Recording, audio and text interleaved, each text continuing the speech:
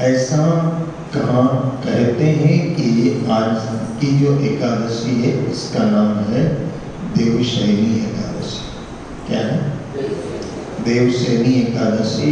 आज के दिन जो है देवता लोग शयन में चले जाते हैं, चातुर्मास 4 महीने के लिए शयन में चले जाते हैं, या यूं कहो कि भगवान श्री हरि विष्णु 52 रूप धारण करके और दैत्यराज बलि के यहाँ चले जाते हैं। तो देवशयनी एकादशी कहो कि देवता सो गए ऐसा कहो, लेकिन देवता तो सो जाते हैं, लेकिन आज से ही मनुष्य को जागने का दिन है। देवता तो सो जाएंगे, लेकिन हम सबको क्या करना है? जागना है। और जागना भी किससे है? बोले मोह की नींद से जागना है। इसलिए शास्त्रों में, संतों ने, महापुरुषों ने बार बार कहा है कि मोह नींद से जाग प्यारे, सद्गुरु तोहे जगावे। मोह नींद से जाग प्यारे, सद्गुरु तोहे जगावे। और सूता सूता बहुदिन बीता, सूता सूता बहुदिन बीता, काल महारिपु खाया रे। और सोवे कहाँ जाग मन मेरे, तेरा अवसर आया। सोवे कहाँ? बोलो। सोवे कहाँ जाग मन मेरा, तेरा अवसर आया। हे मेरे मन, तू सो मत, तू सो मत, जाग। और जो जागत है सो पावत है, और जो सोवत है सो खोवत है। तो महापुरुषों ने जागने के लिए ये एक परंपराएं बनाई, एक नियम बनाए कि 12 महीने के अंदर 4 महीने ऐसे हैं कि जिसमें जागने के अवसर हमें प्राप्त होते हैं। देखिए, पहले बरसात खूब हुआ करती थी, बरसात खूब हुआ करती थी। आषाढ़, फिर श्रावण, फिर भादवा, फिर आसोज, फिर कार्तिक। और हमने देखा है कि कार्तिक तक बरसात होती रहती थी, दीपावली तक बरसात होती रहती थी। और नदी नालों में हमेशा पानी बना रहता था, भरा रहता था, वातावरण शुद्ध रहता था। और ये जो परंपराएं बनाई गई है, चातुर्मास की परंपराओं के पीछे और कोई भाव नहीं है। चातुर्मास की परंपराओं के पीछे और कोई ध्येय नहीं है कि देखिए, एक तो चातुर्मास के पर्व में जब देव शयन कर जाते हैं तो अनेक प्रकार के शुभ कार्य जो है वो नहीं होते, बराबर। जैसे शादी विवाह, शादी नहीं होती, विवाह नहीं होता, देव प्रतिष्ठा नहीं होती। अब आजकल तो अद बढ़िया घर का में खावे वाली बात हो गई। बाकी आज के बाद देवशयनी एकादशी से लेकर के और देव उठनी एकादशी तक किसी भी मंदिर में प्राण प्रतिष्ठा नहीं होती, शादी विवाह नहीं होता। क्योंकि शादी विवाह जो होता है हिंदू सनातन संस्कृति में, शादी विवाह जो होता है वो देवों की साक्षी में होता है। और देव शयन कर जाते हैं, तो इसलिए हमारे यहाँ शादी विवाह और गृह प्रवेश ये सारे कार्य निषेध। लेकिन ये चातुर्मास के पर्व में बोले ये दूसरे मंगल कार्य तो नहीं होते हैं, लेकिन दूसरे मंगल कार्य कौन से करना चाहिए?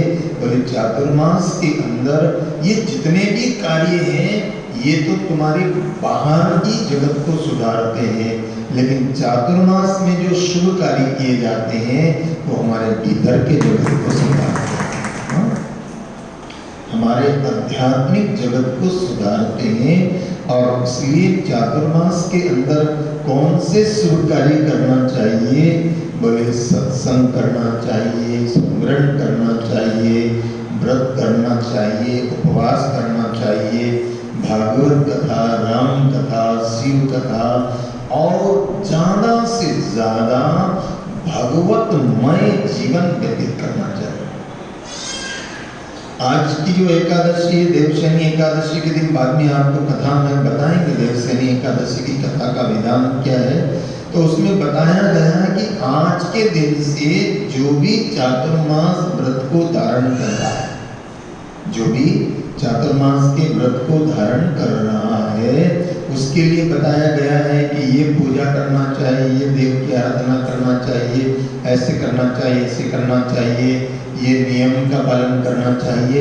शरीर माने ऐसे नियम धारण करना चाहिए। जैसे पृथ्वी पर शयन की बात बताई गई है, जैसे कि चटाई पर शयन की बात बताई गई है, जैसे कि भोजन में अमुक वस्तु खाना, अमुक वस्तु नहीं खाना, ऐसी बातें बताई गई है। तो ये सबके पीछे क्या है? सबके पीछे एक ही बात है कि हमारा संसार से राग मिट जाए और भगवान के चरणों में अनुराग हो जाए। देखो दो चीजें हैं, राग और अनुराग। तो इतना ये सारे व्रत के पीछे, उपवास के पीछे, चातुर्मास के पीछे जो बात कही गई है कि हमारा संसार से राग मिटे और भगवान के चरणों में अनुराग पैदा हो। लेकिन भगवान के चरणों में अनुराग पैदा करने के लिए क्या करना चाहिए? बोले भगवान की कथा सुनना चाहिए।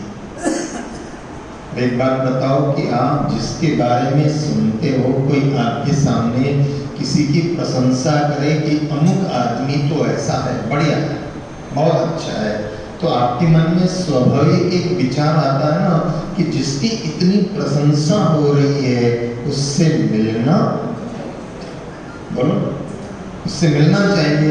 तो ऐसे ये भगवान की कथा क्या है? भगवान की कथा भगवान की प्रशंसा है। भगवान की कथा क्या है? भगवान की प्रशंसा है, भगवान की कृपा की चर्चा है कि भगवान कैसे कैसे कृपा करता है, और उनको सुन करके और हमारे मन में भगवान के प्रति क्या पैदा होगा? अनुराग पैदा। क्या होगा? अनुराग। और ध्यान देना, संसार के प्रति राग होता है और भगवान के प्रति अनुराग होता है। और इसलिए हरि कथा का आश्रय चातुर्मास में खास लेना चाहिए। लेकिन हरि कथा मिलेगी कब? जो शास्त्र में कहा गया है कि बिनु सत्संग हरि कथा, बिनु सत्संग हरि कथा, और ते बिन मोहन भाग, और मोह गए बिनु राम पद, होय न दृढ़ अनुराग। बोले सत्संग के बिना हरि कथा नहीं मिलती। हरि कथा कहाँ मिलेगी? और सत्संग होगा तो हरि कथा मिलेगी। इसलिए ब्रज के संतों ने बड़ा प्यारा गाया है, शाम तुझे मिलने सत्संग ही बहाना है, शाम तुझे मिलने सत्संग ही बहाना है, शाम तुझे मिलने सत्संग ही बहाना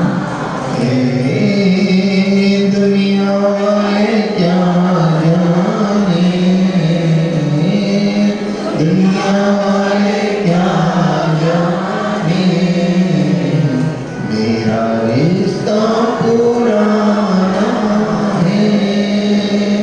दुनिया वाले क्या जाने, मेरा रिश्ता पुराना है। शाम तुझे मिलने सत्संग ही बहाना है। शाम तुझे मिलने का सत्संग ही बहाना है। शाम तुझे मिलने का सत्संग ही बहाना है। मथुरा में ढूंढा तुझे, गोकुल में पाया है। मथुरा में ढूंढा तुझे, गोकुल में पाया है। संतों के कीर्तन में, संतों के कीर्तन में मेरे शाम का ठिकाना है। संतों के कीर्तन में मेरे शाम का ठिकाना है। शाम तुझे मिलने का संग ही बहाना है। शाम तुझे मिलने का सत्संग ही बहाना है। दुनिया वाले क्या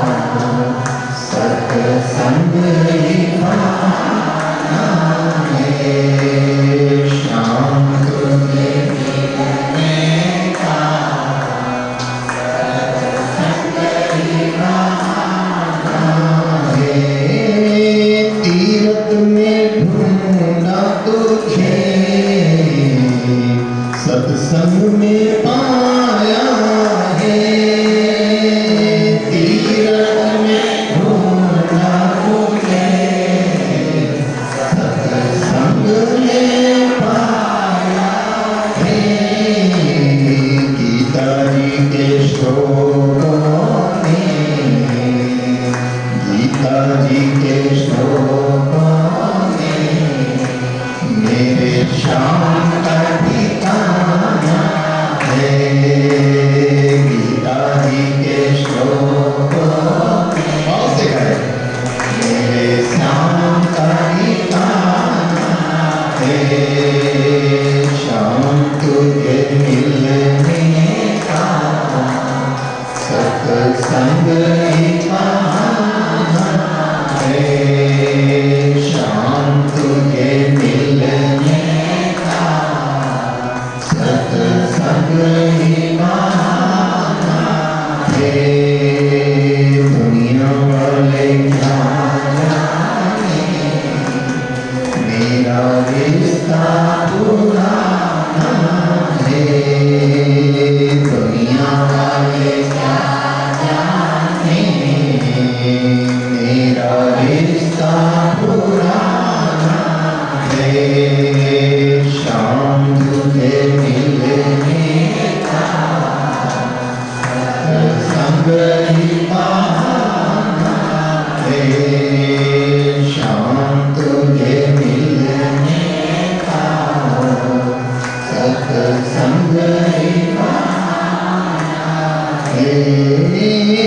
गंगा में ढूंढा तुझे, रामद्वारे में पाया है। गंगा में ढूंढा तुझे, रामद्वारे में पाया है। संतों के वचनों में मेरे श्याम का ठिकाना है। संतों के वचनों में मेरे श्याम का ठिकाना है। गुरु जी के वचनों में मेरे श्याम का ठिकाना है। श्याम तुझे मिलने का सत्संग ही बहाना है।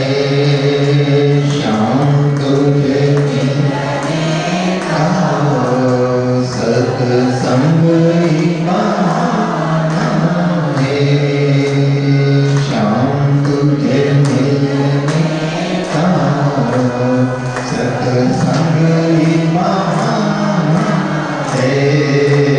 श्याम तुझे मिलने का सत्संग ही बहाना है। श्याम तुझे मिलने का सत्संग ही बहाना है। दुनिया वाले क्या जाने, मेरा रिश्ता पुराना है। दुनिया वाले क्या जाने, मेरा रिश्ता पुराना है। दुनिया वाले क्या जाने, मेरा रिश्ता पुराना है। दुनिया वाले क्या जाने, मेरा रिश्ता पुराना है। दुनिया वाले क्या जाने, मेरा रिश्ता पुराना है। श्याम तुझे मिलने का सत्संग ही बहाना है। श्याम तुझे मिलने का सत्संग ही बहाना है। राम तुझे मिलने का सत्संग ही बहाना है। राम जी से मिलने का सत्संग ही बहाना है। राम जी से मिलने का सत्संग ही बहाना है। श्याम जी से मिल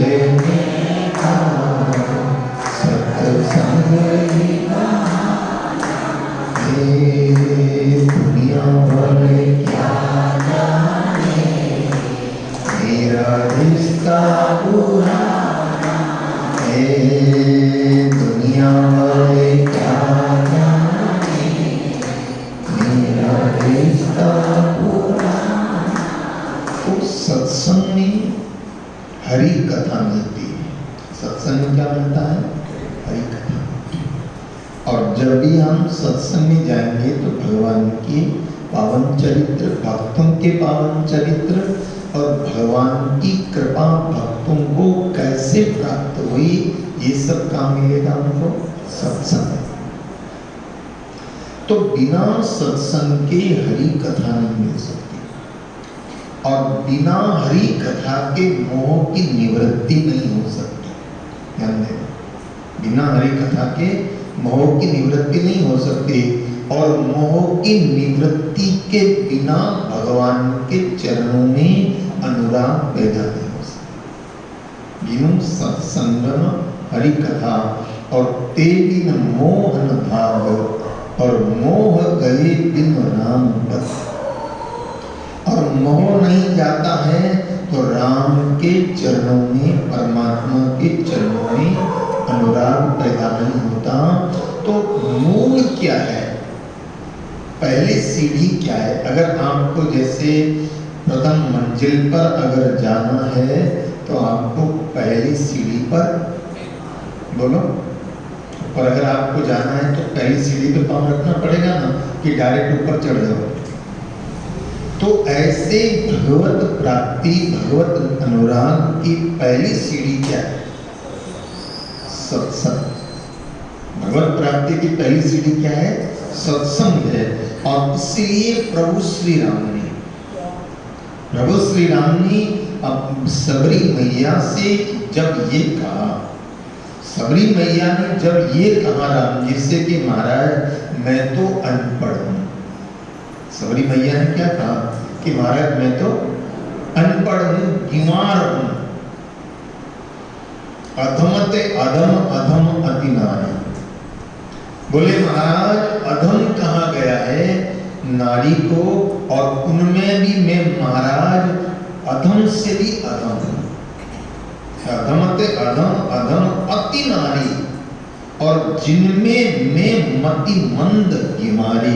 महाराज मेरे में कोई बुद्धि भी नहीं है और मैं कोई पढ़ी लिखी भी। अधमते अधम अधम अति नारी, और तिनमें मैं मतिमंद बीमारी। और हे प्रभु मैं बीमार हूं, अनपढ़ हूं, तो मैं आपकी स्तुति कैसे करूं? सबरी ने क्या कहा कि महाराज मैं आपकी स्तुति, मेरे को स्तुति करना आता ही नहीं, मैं तो अनपढ़ हूं, बीमार हूं, मेरे को स्तुति करना आता ही नहीं है। तो भगवान श्री राम ने कहा कि हे सबरी मैया तुम्हें स्तुति करना नहीं आता है, लेकिन तुम्हें गुरु के वचनों का पालन करना आता है। और ध्यान देना, आपको कुछ पढ़े लिखे हो कि नहीं हो, आपको स्तुति करना आता है कि नहीं आता है, आपको शास्त्र आता है कि नहीं आता है, ये महत्वपूर्ण नहीं है। लेकिन महत्वपूर्ण है कि आपको गुरु के वचनों को पालना आता है कि नहीं।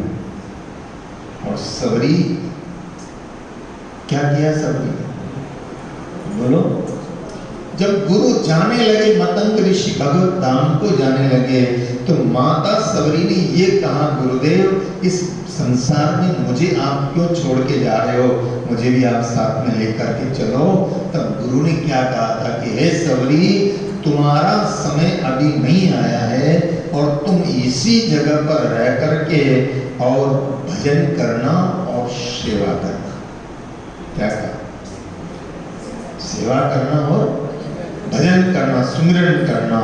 सेवा सुमिरन।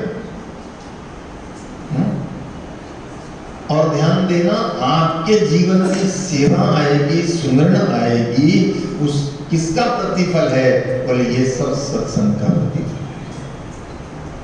सत्संग अगर आपके जीवन में होगा तो आपके जीवन में सुमिरन भी घटित हो जाएगा। सत्संग आपके जीवन में होगा तो आपके जीवन में सेवा भी घटित हो जाएगी। और ध्यान देना, अकेले सेवा करोगे ना तो अहंकार पैदा होगा। सत्संग के साथ सेवा करोगे तो अहंकार पैदा नहीं होगा, लेकिन अकेले सेवा करोगे तो अहंकार पैदा क्या होगा? मैं इतनों को भोजन खिलाता हूं, इस सेवा का भी क्या आ जाएगा।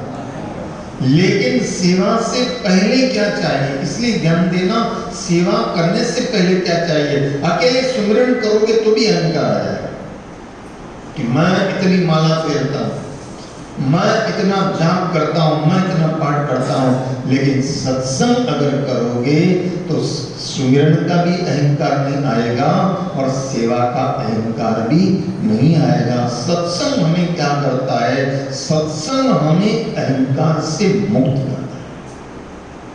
आज पहले दिन के सत्संग का सूत्र लेकर के जाना, सत्संग क्या करता है? हमें अपने अहंकार से मुक्त करता है। तो सबरी को क्या कहा गुरुदेव ने कि बेटा तुमने सत्संग किया, खूब मेरे साथ सत्संग किया है, अब तुम सुमिरन करना और सेवा करना। क्या कहा? तुम सुमिरन भी करना और सेवा भी करना, और सुमिरन करना और सेवा करना। तो एक दिन ऐसा आएगा कि जो राम जी के दर पर सब जाते हैं, लेकिन वो राम जी खुद तुम्हारे यहाँ चले जाते हैं। सब लोग कहाँ जाते हैं? राम जी के दर पर जाते हैं ना। आप लोग भी राम जी के द्वार पर आए हो, और ध्यान देना, आप आते हो तभी गुरु आपके यहाँ आता है। आप आओगे नहीं तो गुरु भी सोचेगा मुझे क्या लेना देना। आप आते रहोगे तो कभी न कभी तो तुम प्रार्थना करते रहोगे, तो कभी न कभी तो गुरु का दिल पिघल जाएगा कि मुझे भी इसके यहाँ जाना चाहिए। तो ध्यान देना, सबरी को क्या कहा राम जी ने, सबरी को क्या कहा गुरु जी ने? बोले तू इतना सुमिरन सत्संग किया है, और सत्संग का प्रतिफल ये है कि तू सुमिरन करती रहना और सेवा करती रहना। तो एक दिन ऐसा आएगा कि जिसके दर पर सब लोग जाते हैं, जिस द्वार पर सब लोग जाते हैं, वो परमात्मा राम तेरे द्वार पर आएगा। ये सेवा, ये सत्संग का प्रतिफल है।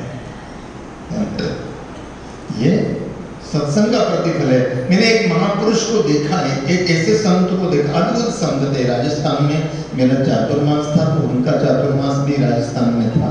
तो वो क्या करते थे, उनका मेरा चातुर्मास रामद्वारा में ब्यावर के अंदर, और उनका गीता भवन के अंदर।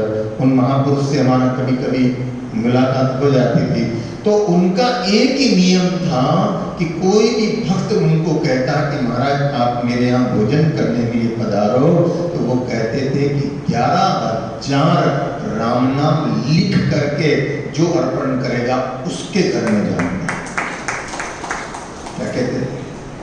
11,000 राम नाम लिख करके जो अर्पण करेगा, तो 11,000 जो भी भक्त उनको बुलाना चाहता भोजन करने के लिए, तो 11,000 कॉपियों में राम नाम लिख करके अर्पण करता, तब फिर उनकी अर्जी मंजूर होती। तो ध्यान देना, सत्संग से हमारा सुमिरन सहज हो जाता है। जानते हैं सत्संग से क्या होगा? सुमिरन सहज हो जाएगा। और इस बात को स्वामी रामचंद्र जी महाराज ने कहा है कि आप सत्संग में आते हो तो सत्संग में बैठ जाते हो, और कथा करने वाला, सत्संग करने वाला सत्संग करता रहता है, लेकिन आपका सुमिरन सहज हो जाता है। होता है कि नहीं होता? देखो हमारे रोशन जी हाथ में माला है, और कथा भी सुन रहे हैं और सुमिरन भी हो रहा है। तो ध्यान देना, 2 काम हो जाएंगे आपके। हाँ, कानों से बोलो ना, कथा सुन लोगे, और बैठे बैठे अकेले ऐसे बैठे नहीं रहना है, मुख से चालू रखो, हरि चर्चा श्रवणा सुनो और रसना उचरो। और तीसरा काम भी कर सकते हो, हम नहीं कर सकते। हाँ, हमको कभी झपकी लग जाए तो सबको मालूम पड़ जाएगा, और तुमको झपकी भी लग जाए तो बोलो ना, ये तो मैं मजाक में कह रहा हूँ। बाकी आप बैठे बैठे कथा श्रवण कर सकते हो, और हाथों मुख से बोलो ना, राम सुमिरन कर सकते हो। तो ये सत्संग का प्रतिफल है कि आप घर पर बैठ करके और 2 काम नहीं कर सकते। घर पर बैठ करके एक राम सुमिरन ही कर सकते हो, लेकिन यहाँ आकर के बोलो ना, अच्छी लगी हो तो अच्छी ताली बजा दो। तो बैठ करके और सुमिरन कर सकते हो, और साथ साथ में कथा सुन सकते हो।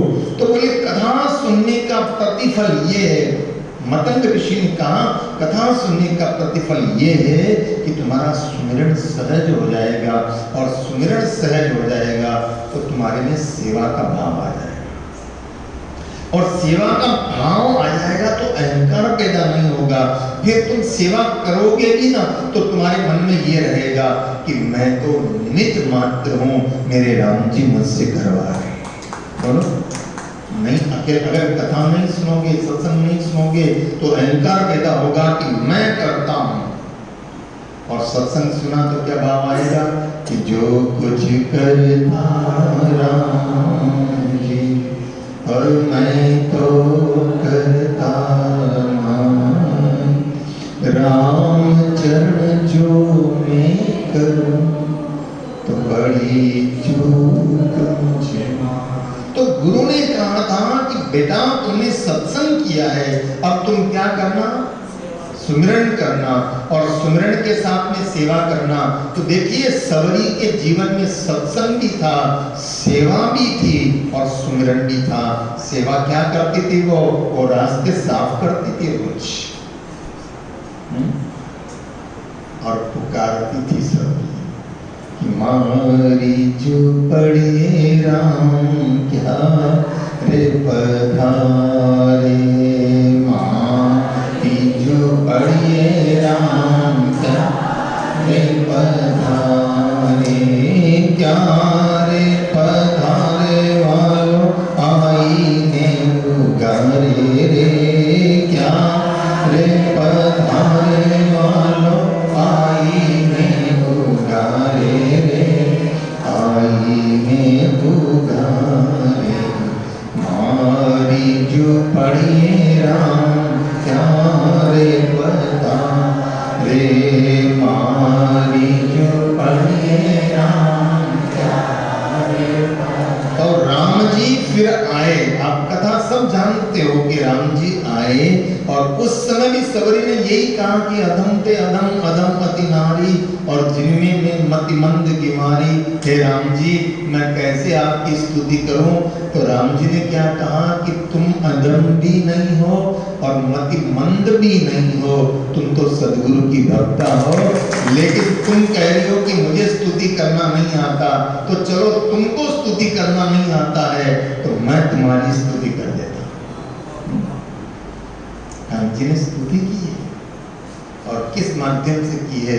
नवदा भक्ति के माध्यम से कही है। और उसने कहा कि राम जी कहते हैं मानो एक भक्ति करना था, मैं और कोई रिश्ते नहीं मानता। मैं कौन सा रिश्ता मानता हूं? दुनिया वाले क्या जाने मेरा रिश्ता पूरा है, दुनिया वाले क्या जाने मेरा रिश्ता पूरा है, राम जी से मिलने सत्संग ही पाना है, राम जी से मिलने सत्संग ही पाना।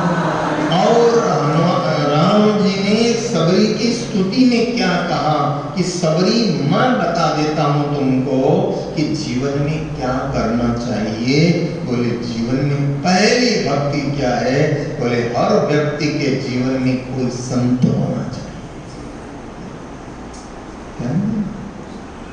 आप लोग कहते हो ना हमारे पास सोना होना चाहिए, हमारे पास चांदी होना चाहिए, हमारे पास हीरो का सेट होना चाहिए, इतने कपड़े होना चाहिए, लेकिन ये सब तो यही रह जाएंगे।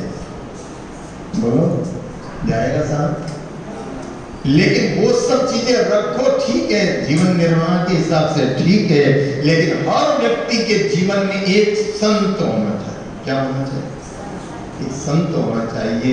और जीवन में भगवान श्री राम कह रहे हैं कि संत का संग करो। प्रथम भक्ति संग कर संग, प्रथम भक्ति संग कर संग, गुरु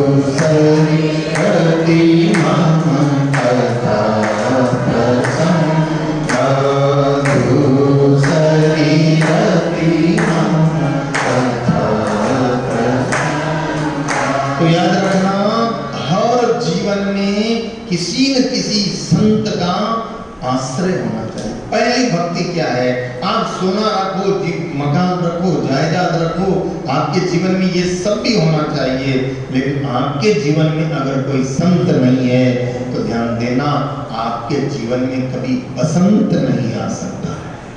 सूत्र लेकर के जाना आज का कि अगर आपके जीवन में कोई संत होगा तो आपके जीवन में हर समय क्या होगा? बसंत होगा। बसंत ऋतु समझ गए? संत अगर होगा तो जीवन में बसंत होगा। आज की कथा का सूत्र है, संत जीवन में अगर होगा तो जीवन में क्या होगा? वसंत होगा। और अगर जीवन में वसंत हुआ तो फिर क्या होगा? संत मिलेगा तो फालतू चर्चा नहीं करेगा। संत तो क्या करेगा? अरे संत के पास गए तो क्या करेंगे? संत के पास गए तो हरि कथा मिलेगी। क्या मिलेगी? हरि कथा मिलेगी, भगवान की चर्चा मिलेगी। तो भगवान श्री राम ने सबरी मैया से यही कहा कि हे सबरी मैया, एक जीवन में संत होकर मैं तुम्हारे यहाँ आया हूँ। तो किस लिए आया हूँ? क्योंकि तुम्हारे जीवन में एक मतंग ऋषि थे, उस गुरु का, एक संत का आश्रय लिया था और संत का संग मिला तो सत्संग मिलेगा। तो चातुर्मास किस लिए है समझना जरा। चातुर्मास इसलिए है कि तू भगवान की भक्ति करे, और भक्ति करने के लिए क्या चाहिए? बोलो ना, सत्संग चाहिए। तो आज चातुर्मास आज से प्रारंभ हो रहा है। और पिछले साल तो जो भी स्थितियां रही कोरोना काल में, लेकिन अभी स्थितियां थोड़ी कंट्रोल में है, लेकिन फिर भी सावधानियां तो बोलो ना, सावधानियां तो रखनी है।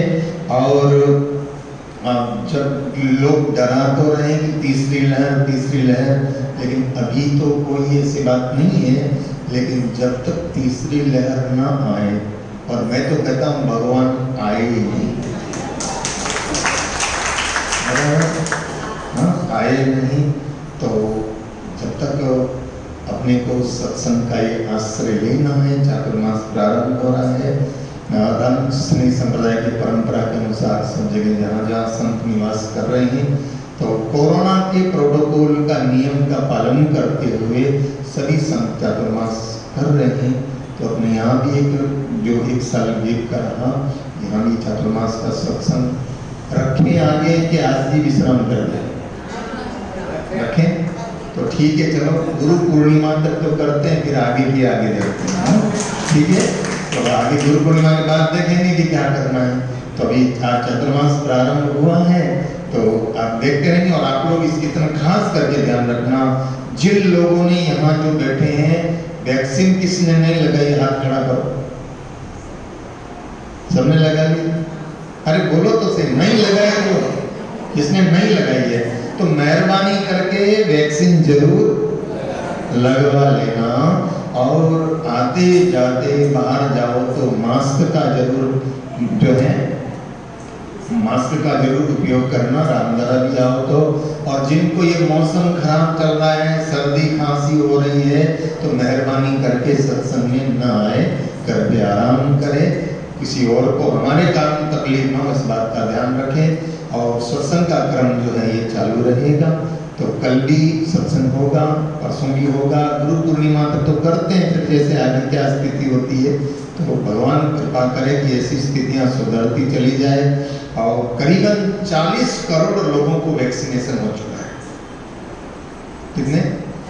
40 करोड़, लेकिन अभी भी काफी बाकी है। यूँ समझो अभी तो 30% लोगों को वैक्सीनेशन हुआ है। तो जिन्होंने नहीं लगवाई है वो जरूर लगवाएं। वैक्सीनेशन से कोई नुकसान नहीं है। मैंने भी लगवा ली है, इसलिए आपको बता रहा हूँ। मेरे को तो लगने के बाद और स्फूर्ति आ गई था, इसलिए वैक्सीनेशन से घबराना नहीं है, वैक्सीन जरूर लगवाना। अब तो पहले से ही भय पैदा कर लेते हो, वैक्सीन लगाएंगे बुखार आ जाएगा, बीमार हो जाएगा। अरे कुछ नहीं, अरे बहुत थोड़ा बहुत बीमार बुखार भी आया तो उसके साथ में टेबलेट देते हैं ना। तो वैक्सीन आप लोग जरूर लगवाएं, सोशल डिस्टेंसिंग का पालन करें। और आज तो प्रथम दिन है और चातुर्मासीय सत्संग में हम छोटे राम जी से चर्चा कर रहे थे, तो कितने वर्षों के बाद, करीबन 8-9 वर्ष हो गए उस समय जब जिस ग्रंथ की कथा करी थी, विश्राम सागर, 8-9 साल हो गए उस बात को। तो विश्राम सागर की कथा जो है इस बार चातुर्मास में लेने का विचार है। आगे तो जैसी प्रभु की इच्छा, आगे जैसे गुरु महाराज की इच्छा, लेकिन विश्राम सागर में बड़ी बड़ी प्यारी प्यारी कथाएं। और जीवन में क्या चाहिए? विश्राम ही तो चाहिए ना। सब कुछ सारे काम किसके लिए कर रहे हैं? हाँ, आपने वो कथा सुनी होगी कि एक आदमी जो है चांदनी चौक में बैठ करके, और कुम्हार था जाति का, तो बैठ करके बर्तन उसके रखे हुए थे। बर्तन होते ना, माटले हैं, कुंडे हैं, सुराही है, सब रखे हुए थे और आराम से बैठा हुआ था। अब ग्राहक नहीं आए तो थोड़ा नींद ले रहा था, तकिया के नींद सहारा लेके नींद ले रहा था। तो इतने में तो क्या हुआ, उधर से अंग्रेज निकला। अंग्रेज ने उसको जगाया, ए कुमार भाई क्या बात है, तू सो रहा है? तो उसने कहा सो नहीं तो क्या करूं? अरे बोले करता क्या है, जरा खड़ा हो। बोले मैं बैठा हूं। बोले खड़ा हो। बोले खड़ा हो कि क्या करूं? बोले खड़ा हो करके चिल्ला, जोर जोर से आवाज लगाओ, आओ भाई आओ, ये मटके खरीदो, ये सुराही खरीदो, ये खरीदो। जो फ्रिज का मजा नहीं आता है वो ठंडे मटके में पानी पीने का मजा आएगा। ऐसे जरा विज्ञापन करो तो तेरा माल बिकेगा। उस कुमार ने कहा अब इतना विज्ञापन करूंगा तो क्या होगा? बोले तेरा माल एक दिन में बिक जाएगा, तो तेरे को इतना प्रॉफिट हो जाएगा। तो उसने कहा कि प्रॉफिट हो जाएगा, उसके बाद क्या करना है? तो बोले तू ये जो फुटपाथ पर बैठ करके बेच रहा है तो एक दुकान हो जाएगी तेरी। तो बोले दुकान होने के बाद क्या होगा? बोले दुकान हो जाएगी तो बढ़िया तेरी दुकान सेटल होगा। फिर एक दुकान तेरी वडोदरा में है, एक दुकान अहमदाबाद में कर लेना। उसने कहा अच्छा चलो दुकान एक अहमदाबाद में हो जाएगी, फिर क्या होगा? बोले एक दुकान मुंबई में कर लेना। बोले उसके बाद क्या होगा? बोले फिर तेरे पास घूमने फिरने के लिए गाड़ी हो जाएगी। बोले उसके बाद क्या होगा? बोले तू अपना अच्छा बंगला बना लेना। बोले उसके बाद क्या होगा? बोले बंगले में अच्छा पलंग ले आना। बोले उसके बाद क्या होगा? बोले पलंग पे आराम करना। उसने कहा बेवकूफ, में आराम कर रहा हूं। क्या कहा उसने? मैं तो आराम ही कर रहा हूं। इतना प्रपंच करने के बाद भी आराम ही करना, विश्राम ही करना, तो मैं तो अभी विश्राम ही कर रहा हूं। तो जीवन में विश्राम की आवश्यकता, तो ऐसा ग्रंथ विश्राम सागर, उसकी चर्चा करने का प्रयास करेंगे। कथा का समय ठीक 8:15 बज जाएगा, ठीक है? 8:15 से साढ़े 9:15 तक, और आरती वारती करके 9:30 बजे आपको बिल्कुल फ्री कर देंगे। तो आप सभी लोग टाइम का ध्यान रखेंगे। 9:15 बजे ठीक व्यासपीठ पर आ जाएंगे और स्तुति 8:30 तक, और 8:30 से 9:15 पौन घंटा का सत्संग आप लोग लाभ लेने का प्रसाद करिएगा। आज प्रथम दिन है, आज एकादशी की कथा सुन लो। और एकादशी की कथा में महाराज युधिष्ठिर और भगवान कृष्ण के संवाद की चर्चा है। और आज की इस एकादशी का नाम है पद्मा एकादशी। और पद्मा एकादशी की कथा जो यहाँ कही गई है कि एक राजा थे मानधता नाम के, और ये बड़े चक्रवर्ती सम्राट थे। एक बार इनके यहाँ पर राज्य के अंदर जो है बरसात नहीं हुई, और बरसात नहीं हुई तो बड़े दुखी हुए, प्रजाजन बड़े दुखी हुए कि क्या करें। तो राजा ने सोचा कि अगर बरसात की अकाल की स्थिति आती है तो इसमें दोष राजा का होता है, मेरा दोष हो सकता है। और ऐसा विचार करके मैं जाऊं तो कहाँ जाऊं, ऐसा विचार करते हुए राजा चल पड़े जंगल की ओर। तो जंगल में उन्हें एक ऋषि का दर्शन हुआ जिनका नाम है अंगिरा ऋषि। और अंगिरा ऋषि के चरणों में जाकर के राजा ने प्रणाम किया, और प्रणाम करके कहा महाराज आप बताइए, मेरे राज्य में इस प्रकार की स्थितियां हो रही है। तो अंगिरा ऋषि ने कहा कि देखो ये सतयुग है, और तप करने का भी एक नियम होता है कि तप कैसे करना चाहिए। लेकिन अभी एक तुम्हारे राज्य में एक शूद्र व्यक्ति जो तप के नियमों के विरुद्ध तप कर रहा है, और उस कारण से ये अकाल की स्थिति पड़ी है। 3 वर्षों से बारिश नहीं हुई है, अकाल की स्थिति पड़ी है, क्योंकि तप करना, साधना करना, यज्ञ करना, इसके भी अपने नियम होते हैं। देखिए, यज्ञ अगर आप सही तरीके से करोगे तो उसका फल आपको अच्छा मिलेगा, लेकिन यज्ञ करने में भी अगर आपकी अशुद्धियां हो गई तो वो विपरीत हो जाता है। आप अनुष्ठान करते, अनुष्ठान का फल अगर सही तरीके से किया तो आपको अच्छा फल मिलेगा, और अगर विपरीत हो गया तो सारा काम गलत हो जाता है। आप किसी पंडित को जप करने के लिए बिठाते हो और पंडित ने अगर सही तरीके से नियम से जप किया है तो आपको फल सकारात्मक मिलेगा, लेकिन उसने आलस्य में कुछ जप करने में कुछ गलती कर दी है तो आपको फल विपरीत मिलने वाला है। तो राजा को अंगिरा ने कहा कि हे मानदाता, एक शूद्र है जो तुम्हारे यहाँ ये वो जो तप कर रहा है, लेकिन जो नई नियम विरुद्ध कार्य हो रहा है, इस कारण से तेरे राज्य में ऐसी स्थिति है, तो शूद्र को तू रोक। मानदाता ने कहा महाराज, राजा का कार्य जो है प्रजा को कष्ट पहुंचाना नहीं है, आप मुझे कोई दूसरा उपाय हो तो बताओ। तो अंगिरा ऋषि ने कहा कि हे राजन, आषाढ़ मास के शुक्ल पक्ष की जो एकादशी आती है, जिसका नाम है पद्मा एकादशी, और इस पद्मा एकादशी का व्रत तुम्हारी पूरी प्रजा मिलकर के करेगी तो उस दोष से निवृत्ति मिलेगी और तुम्हारे यहाँ पर जो है वर्षा धन धान्य की वृद्धि होगी। राजा ने अपनी राजधानी में आकर के और सारी प्रजाजनों के अंदर ये ढूंढी पिटवा दी कि भाई एकादशी का व्रत सबको करना है, नियम से करना है, और ये अकाल की स्थिति को दूर करने के लिए करना है।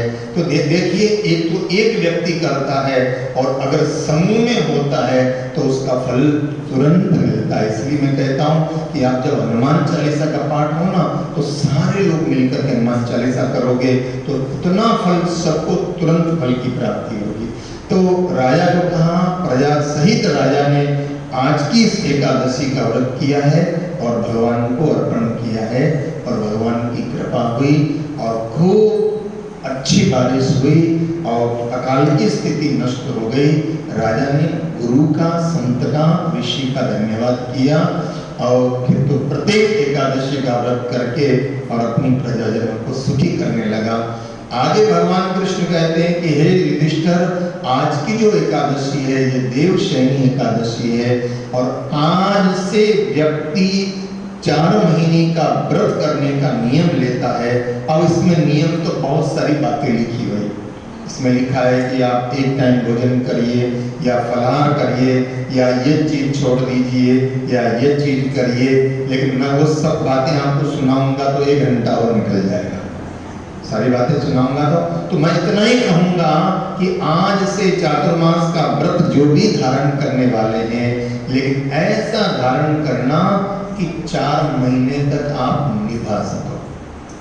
बराबर, 4 महीने तक निभा नहीं सको और बीच में टूट जाए, फिर बाद में अफसोस मन में होवे कि मैंने तो नियम लिया था, मेरा टूट गया। इसलिए ऐसा नियम धारण करना, और मैं तो कहता हूँ सबसे बढ़िया नियम है, दोनों टाइम प्रेम से खाओ पियो, लेकिन खूब भगवान का भजन करो। शरीर मानता तो एक टाइम भोजन करो, कोई दिक्कत नहीं। शरीर निभा सकते हो तो एक टाइम भोजन करो। शरीर को निभा सकते हो तो आप, कई लोग नियम ले लेते हैं कि 4 महीने तक शक्कर नहीं खाएंगे, और बीच में जन्माष्टमी आई, बीच में रक्षाबंधन आया और गुलाब जामुन देख करके मन, बोलो ना, फेल हो गया, और फिर मन में अफसोस होने लगे। देखो, ध्यान देना, नियम लो, लेकिन फिर उस नियम का अफसोस नहीं होना चाहिए, उस नियम की खुशी होना चाहिए। और बीच में कहीं लपा गई जवान और टूट गया, तो इसलिए जो भी नियम लें तो आप होशपूर्वक लें, नियम निष्ठा पूर्वक ले, निभा सके ऐसा नियम ले, और न ले सके तो कम से कम ये नियम ले कि सुबह मंदिर जाए बिना भोजन नहीं करेंगे, सुबह रामद्वारा आए बिना भोजन नहीं करेंगे, या 5 माला किए बिना भोजन नहीं करेंगे। ऐसा भी नियम रखो जो निभ जाए। शाम को मंदिर में कहीं संध्या आरती होगी तो संध्या आरती में रोज शामिल होंगे, वहाँ आरती के बाद में जो है भजन सुमिरन करेंगे। और आपसे बताना, नजदीक में जो लोग रहते हैं उन्हें कहना चाहूँगा कि आप लोग रामद्वारा संध्या आरती में नाम का नियम करें। शाम को 7 बजे ठीक बजे आरती होगी और आरती के बाद में रोज नाम जप होता है थोड़ी देर। 108 नाम की माला होती है, हनुमान चालीसा होती है। तो जो लोग नजदीक में रहते हैं वो रामद्वारा संध्या आरती में आप लोग शामिल हो सकते हैं। भजन करने का नियम लेना, सुमरन करने का नियम लेना और बाकी तो आपकी जो इच्छा हो आप लोग नियम लेना, लेकिन उसका पालन करना। तो ऐसे एकादशी के नियम की चर्चा यहाँ की गई है। और खास करके आज के दिन जो हम फलाहार ग्रहण करते हैं ना, तो आज के दिन फलाहार ग्रहण करने से पहले एक द्राक्ष का सेवन करना चाहिए। किसका? द्राक्ष का। हाँ, एक द्राक्ष, 1-2 द्राक्ष लेकर के और फिर जो है फलाहार करना चाहिए, सेगार करना चाहिए, तो उसका पूरा फल की प्राप्ति होती है। ऐसा यहाँ शास्त्र में कहा गया है। तो आप सबके प्रति मंगल कामना करते हुए आप सबका जीवन प्रभु भक्तिमय हो, आनंदमय हो, सुख शांतिमय हो। आप सब जीवन को जो भी नियम धारण करे उसको पूरी तरह से पालन करे। और कल से सत्संग में आने का नियम बोलो। सत्संग में रोज 8:15 बजे तक आप लोग पहुंचे स्तुति, और ठीक 9:15 बजे पूरा कर देंगे। 9:30 बजे तक आप लोग आराम से घर जा सकते हैं, दुकान खोल सकते हैं। लेकिन थोड़ा सोशल डिस्टेंसिंग का पालन करें, थोड़ा मास्क लगा करके आए, इस बात का ध्यान रखें। जो भी प्रोटोकॉल नियम है उस नियम का पालन करते हुए सत्संग का अपने लाभ लेना है। आइए भाव और प्रेम से प्रसाद बांटने वाले कार्यकर्ता प्रसाद बांटे और आप लोग भाव से हनुमान चालीसा का पाठ करना। श्री गुरु चरण सरोज रज निगम मुकुर सुधार, भजन भगवर विमल यशो योदायक फलचार, बुद्धिहीन तनु जानिके सुमिरो पवन कुमार, फल विद्या देव मुनि हरं कलेश विहार। जय हनुमान ज्ञान गुण सागर, जय कपीस तिहुँ रामदूत तुलित बलधाम, अंजनी पुत्र पवन सुत नाम। महावीर विक्रम बजरंगी, कुमत निवारण कंचन वरण विराज सुवेशा, कानन कुंडल कुंचित केशा, हाथ वज्र ध्वजा विराजे, कांधे मूंज जनेऊषण। शंकर सुवन केसरी नंदन, तेज प्रताप महाजन। धन विद्यावान गुणियति चातुर, राम काज करने ठाकुर। प्रभु चरित सुनए को रसिया, राम लखन सीता मन बसिया। कृष्ण रूप धरि सियहि दिखावा, विकट रूप धरि हंसि भीम रूप धरि असुर संहारे। रामचंद्र के काज सवारे, लाए सजीवन लखन जियाए। श्री रघुवीर हरषि लाए, रघुपति कीन्ही बहुत बड़ाई। तुम प्रिय भरत संभाई, सहस बदन तुमरो हस कहि श्रीपति कंठ लगाए। संतानिक ब्रह्मादि मुनीसा, नारद सौरज सहित अहिसा। यम कुबेर दिखाते, कवि कोविद कहि सके काते। तुम प्रसाद सुग्रीव राम मिलाए राजपद दीना। तुम्हारो मंत्र विभीषण माना, लंकेश्वर रामा। योग सहस्र योजन पर भानु, लील्योताय मधुर फल जानु। प्रभु मुद्रिका निरुक्त माहि, जलत लांघ गए अचरज नाहि। दुर्गम काज जगत के जेते, सुगम अनुग्रह तुम्हारे तेते। राम दुआरे तुम रखवारे, होतन आज्ञा तिन पैसारे। सब सुख लहे तुम्हारी शरणा, तुम रक्षकता को शरणा। योगन तेज समारो आके, तीनों लोक नाथ के भूत पिशाच निकट नहीं आवे। महावीर जब नाम सुनावे, नासे रोग